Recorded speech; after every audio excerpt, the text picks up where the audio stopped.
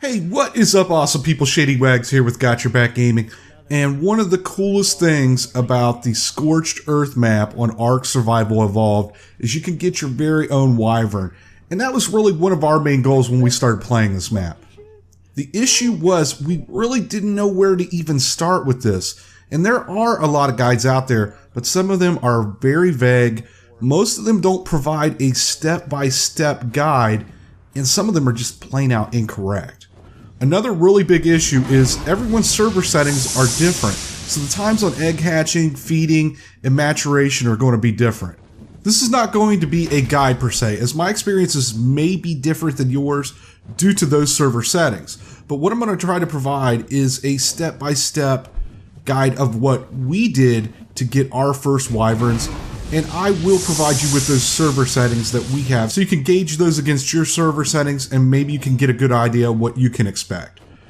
The very first thing we did to prepare was to tame two high-level Argentavis. Both of ours were over 100 when we tamed them. This bird is going to be your only way to get a Wyvern egg and will continue being your way to get more eggs even after you get a Wyvern. With that being said, you're going to want to be very protective of this thing. Before you attempt to get an egg, you want to have its speed to at least 200. We took both of ours to 210, which was more than enough to outrun the Wyverns. Health, I initially had around 3,500, but after a couple of close calls, I would take the health all the way up to around 5,000. And I'm going to show you what I mean by close call here later on. While you're leveling those Argentavis, some things you can do to prepare in the meantime is you're going to need a fridge that is running on windmill power to store the egg, or you can use a preserving bin. You also may need a preserving bin to place the milk in.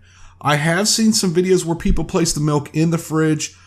I'm assuming this is the PC version or a mod. On Xbox One, we had to place the milk into a preserving bin. Okay, now that you have your Argentavis leveled up, and you have a fridge and a preserving bin ready to go, it's time to head to the nest. The nest is near the red obelisk. The first couple times I did this, it was extremely nerve-wracking, and I can't even explain to you how on edge I was doing this. My heart was beating through my chest, and my palms were sweating like crazy. Fly down into the pit, and you're going to check one by one each one of the holes in the wall. If there is a nest in the hole, then there is an egg in that nest. Land your Argent, jump out, and grab the egg. I don't even check the egg level.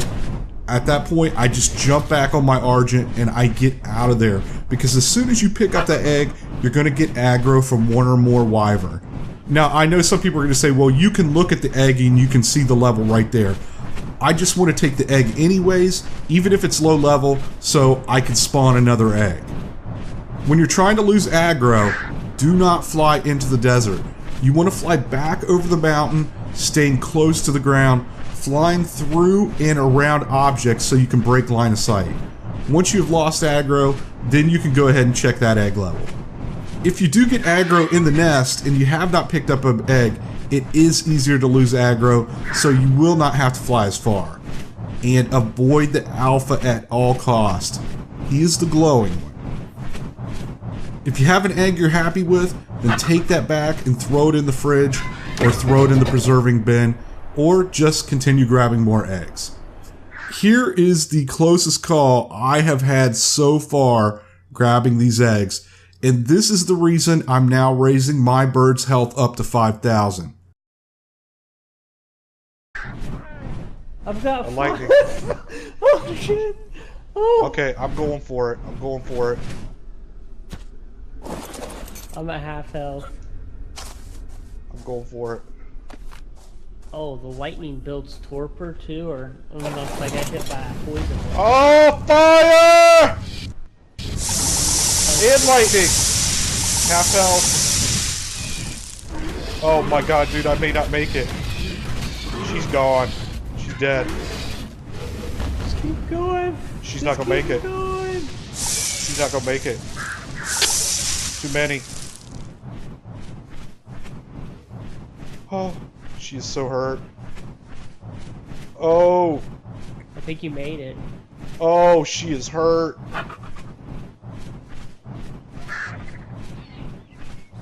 Woo!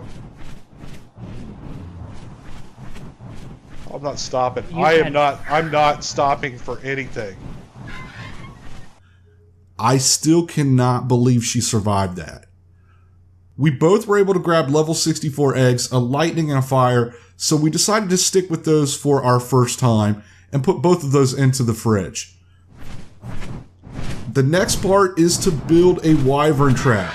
And you need that trap so you can get the milk from a female wyvern. And the milk is used to feed the baby wyvern immediately after it hatches. The trap needs to be built near the nest itself in a relatively flat area. We picked an area directly to the right of the nest if you are facing south. The platform of the trap will be 7 foundations wide and 10 foundations long. And the entire structure will be built out of stone because the wyverns cannot break stone. The area we chose was not level enough to place down all stone foundations. In those spots, we use pillars and ceilings. On the front of the trap, we place a stone behemoth gate, and then we attached a reinforced door. In the middle of each foundation, we place stone pillars going 11 high, except on the back where we leave a gap large enough for an Argentavis to fly through. Then we went ahead and we covered the entire top with stone ceilings. Off the back of the trap, place down 20 more foundations, or in our case, pillars and stone ceilings. 20 is the magic number. It is the safe distance you can be not to get hit by the lightning wyvern's special attack. Then off the back of that 20, we then built a small platform. On that platform, we went ahead and placed down another pillar, and we attach a remote keypad to the pillar, which is powered by a wind turbine. We went ahead and decided to also put down a backup generator because windmills do sometimes bug out. Now go back up to the gate and set the pin code to 1111 or whatever you prefer. To get the door set properly, go ahead and open it up. Now close it again. Now move to the right hand side and open it up again, and then from that right hand side again, close it. This will cause the door to open inwards so the wyverns cannot get caught on it. Now some things you may want to have set up before you use this trap: a storage container with extra stone and trank arrows, and an extra remote keypad. During one of our pulls, a mantis jumped up on the platform, attacked me, and destroyed the keypad while Tommy was pulling a wyvern. I had to run up and shut the door manually and just take the death. So for that reason also, you may want to place some sleeping bags nearby. Absolutely have a jerboa with you. And if he starts chirping, warning you of an incoming storm, do not pull. One of the worst things that could happen is a sandstorm hits while you have a wyvern on your tail. Sit on the edge of the nest, look for a low-level female, and best case scenario, poison that is by herself.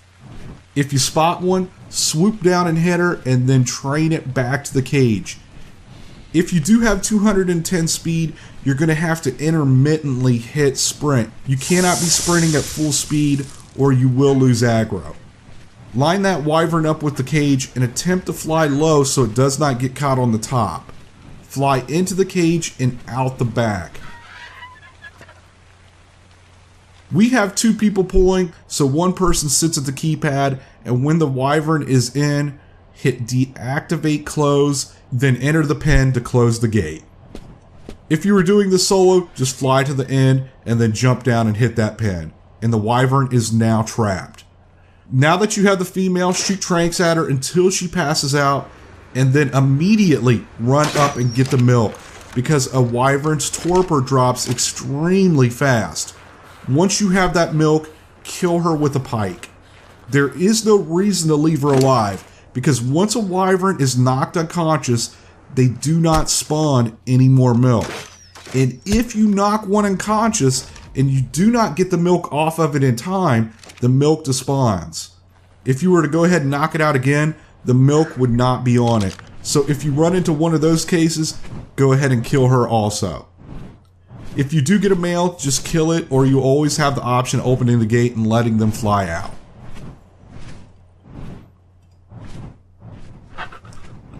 Once you have taken all the milk, get it back to your base before it spoils. Spoilage time will vary per your server settings. The milk on my server lasted 15 minutes on me. We could not put it into a fridge, so it was placed into a preserving bin with preserving salts, where it lasted 10 hours. Now that we had our milk, we were ready to hatch our eggs.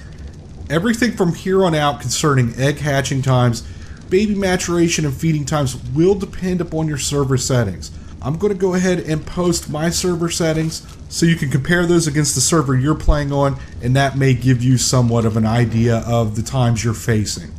We place a circle of 20 torches and then place 100 spark powder in each one of those, and then place the eggs in the middle. And this was still not hot enough. We then placed down 3 campfires inside the circle, and the eggs began incubating. I did notice the outside temperature seemed to have no effect on the incubation process, as the outside temperature fluctuated 60 degrees from night to day. So it appears that egg incubation is only affected by the heat or the cold that you are generating. We never did have to adjust that temperature, and the entire incubation process took around 1 hour for the eggs to hatch.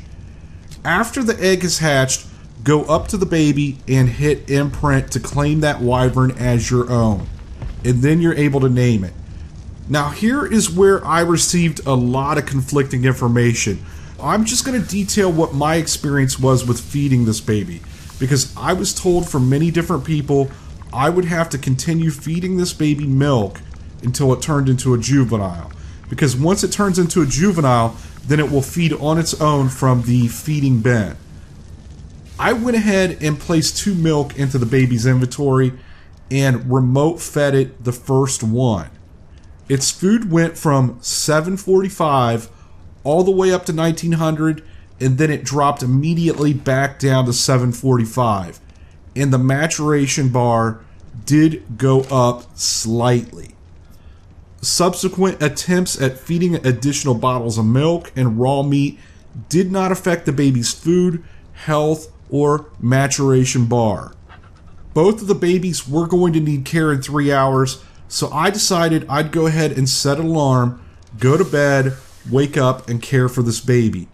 It would receive no more milk during this time. Tommy decided he was not going to care for his baby at all to see what effects it would have. When I woke up, both of the babies had matured into juveniles within that 2.5 hour time period, and they had not received any more milk.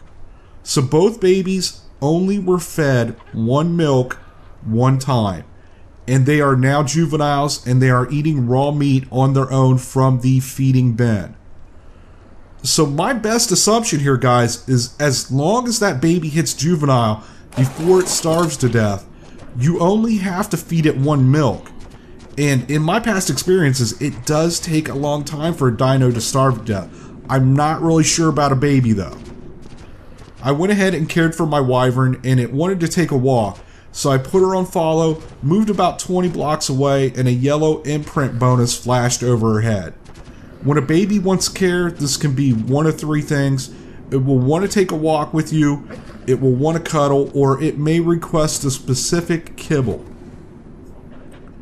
When I checked her inventory screen, she is now at a 43% imprinting, and she wants to be cared for again in 3 hours. So I set my alarm again. Imprinting a baby is a way to improve the base stats of a bred creature. Every time you give a baby care, it receives an imprint bonus that will decay over time, and whatever that bonus is at the time the animal hits maturity will stay with that creature regardless of who is riding it or who owns it. At full 100% imprinting, the creature will receive a 20% increase in all stats except for stamina and oxygen. There is a damage and resistance bonus of 30% times the imprinting bonus for the person who did the imprinting when they're riding that creature.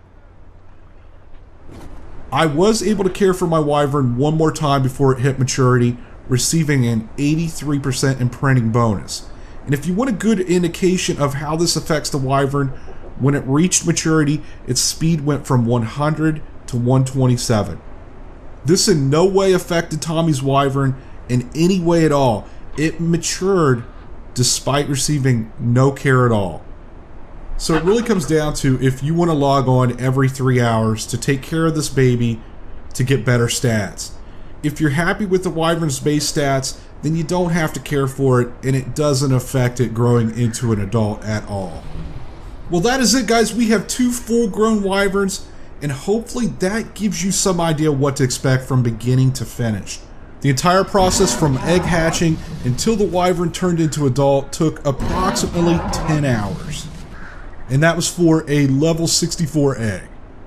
I did hit the mother load a couple days after hatching these babies and grabbed 2 fire eggs, a 134 and a 143. So if I notice any more changes while hatching these, I will update. Thanks for watching. Please hit that thumbs up button. And if you have any information you feel like would be useful for other people, please feel free to comment. Until next time, I'll talk to you later.